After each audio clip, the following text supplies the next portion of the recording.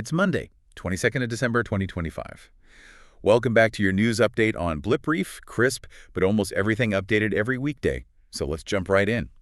We're starting on Dalal Street. The Indian markets, they showed some genuine strength on Friday. A notable rebound, yeah. Definitely tracking those positive global signals. And crucially, the Nifty managed to reclaim its key 20-day exponential moving average. Now that's a term we hear a lot, but for the non-technical listener, what does reclaiming that 20 DEMA actually signal? It signals a shift, Yeah. you know. The short-term trend has gone from cautious to, well, optimistic. Think of the 20 DEMA as the market's average heartbeat over the last month. Okay. So when the price gets consistently above it, it means the fever has broken. Buyers are willing to pay more than the recent average. The market sees resilience. But it wasn't just technicals, was it? The confidence seems to be coming from somewhere more fundamental. Exactly. The real boosters were the rupee strengthening and, more importantly, that renewed buying activity from foreign institutional investors, the FIIs. Right, the FII money. That institutional capital, it changes the entire mood. But is this influx sustainable? Or is it just a tactical, year-end move? It's likely a mix. They're coming back because, fundamentally, India's narrative is still very strong. And valuations are starting to look relatively attractive again compared to some other emerging markets. So what's the next big test for this momentum? The immediate hurdle is that 26,000 resistance level. If this FII-supported push can get us decisively past 26,000, that technical breakout could really solidify a year-end rally. A decisive move. Yeah. And that confidence is already translating into some pretty significant M&A activity. Absolutely. Companies are using acquisitions to jump geographical boundaries. Look at 1.1 Solutions. Right, they're making a big play in the Americas. A bold one. Acquiring the Costa Rica BPM firm Netcom. This isn't just incremental growth. This move is expected to nearly double their revenue by FY27. It's a clear signal. And we're seeing that same appetite for expansion in the beverage sector with Varun Beverages. Correct. They're PepsiCo's biggest bottler, and they are just cementing their regional dominance. They're expanding into South Africa by fully acquiring Twiza, its textbook inorganic growth. You buy an established player to lock down a market. Fast, exactly. Meanwhile, capital is still flowing heavily into green energy. Inox Clean Energy is acquiring Macquarie's Vibrant Energy. A major renewable power producer. And this deal is one of many that signals this robust consolidation in the power producer space.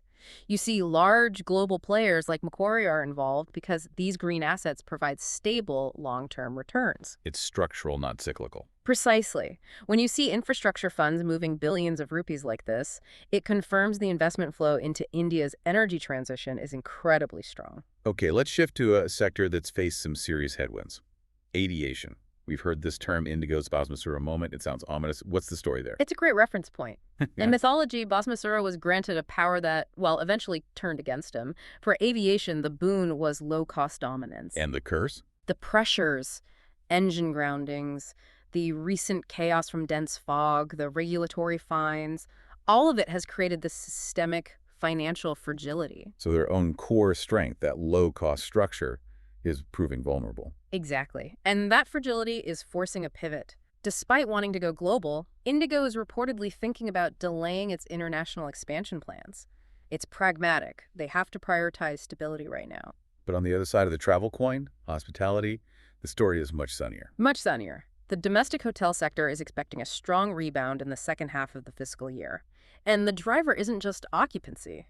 It's the rates. It's the average room rates, the ARRs. They're predicting a big jump, fueled by a massive pickup in high-spend activities like the wedding season and just general leisure travel. Which brings us nicely to the broader macro picture. We're seeing forecasts that private capital expenditure, or CapEx, is set to accelerate in 2026. Companies ready to build again. And this optimism is built on some very solid pillars. First, strong domestic consumption is expected to drive demand.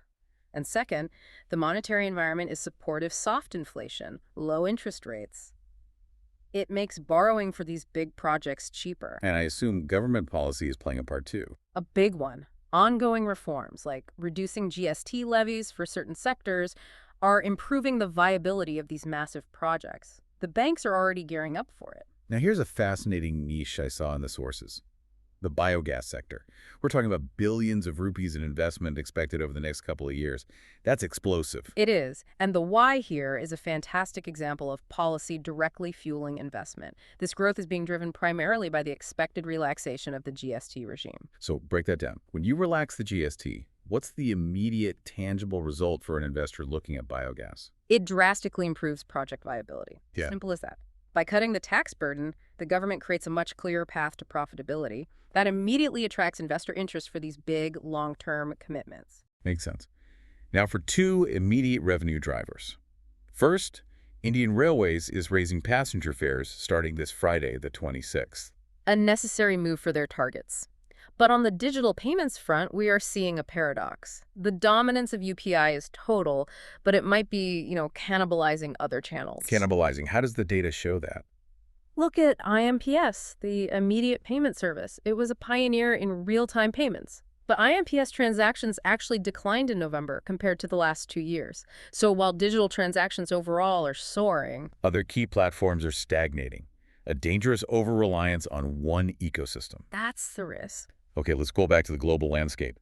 Qs remain positive, with Asian equities opening higher, mirroring gains in the U.S. And in commodities, gold is the star. It hit an all-time high. This is driven entirely by anticipation Anticipation of what? that the U.S. Federal Reserve will begin cutting interest rates in 2026. Lower rates decrease the opportunity cost of holding something like gold, which doesn't have a yield. And it still have that safe haven appeal. Always. Meanwhile, oil prices have also ticked up, usually a sign of friction somewhere. And that's the case here. It is. Prices climbed after reports that the U.S. is pursuing sanctioned oil tankers near Venezuela. Anytime you have direct intervention near major shipping lanes, the market immediately prices in that supply risk. Back home, we have to touch on the rupee. Its performance has been stretching budgets for Indians engaging internationally. This is a direct, quantifiable impact. A weaker rupee is like a hidden tax on going abroad. International travelers, and especially students, should probably budget for things to be 10 to 15% more expensive. That's a huge margin. And speaking of international mobility, this policy pivot in the U.S. H-1B system looks monumental. It's a radical restructuring. The Department of Homeland Security is moving to replace the visa lottery with a wage-based selection process. Prioritizing higher salaries. The highest, actually. They're focusing on level 4B salaries, which means the top pay quartile for an occupation in a specific area. The goal is to keep lower wage, entry-level roles out of the H-1B system. Wow. And this has already created a human crisis, hasn't it? It has. The impact is immediate. We're hearing about Indian H-1B holders who flew home for routine permit renewals and are now just stranded. Stranded? Why? U.S. consular appointments were abruptly canceled or rescheduled. It's a combination of this regulatory shakeup and new social media vetting policies. It's a mess. Careers are on hold. That kind of uncertainty has to have long-term consequences for companies. It reinforces a powerful warning. If you can't reliably bring the best talent to you, you'll be forced to pivot. The job will go to where the skilled person is. It's accelerating that shift to a global, distributed workforce. On the geopolitical front, quickly, U.S.-Ukraine talks in Miami were described as productive. Productive, yes, but no immediate breakthrough was announced. It means the channels are open, but the core differences remain pretty vast. And at the same time, the U.S. administration is recalling nearly 30 career diplomats from senior posts. It's being done explicitly to align foreign representation with America First priorities. It's a comprehensive house cleaning, and it's noteworthy that Africa is the continent most affected by this shift. A potential reprioritization of interests. Okay, finally, our innovation brief. China's energy storage boom. They are just dominating the lithium-ion battery market. And this isn't just about manufacturing scale. Their dominance is driven by two accelerating forces working in tandem. First, China is revamping its own internal electricity market. Creating huge domestic demand. Exactly. Huge guaranteed demand for storage to handle their massive renewable capacity.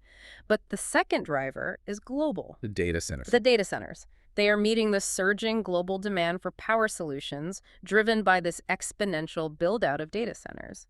They're incredibly energy hungry and need massive, reliable power backup. So Chinese firms are becoming the backbone for both renewable integration and, increasingly, AI infrastructure. They are positioning themselves to control the future of energy distribution on a global scale. And just before you go, a quick note. This deep dive commentary was put together using advanced AI. We always strive for accuracy, but please do cross-verify any crucial information yourself. Your informed decisions are what matter most.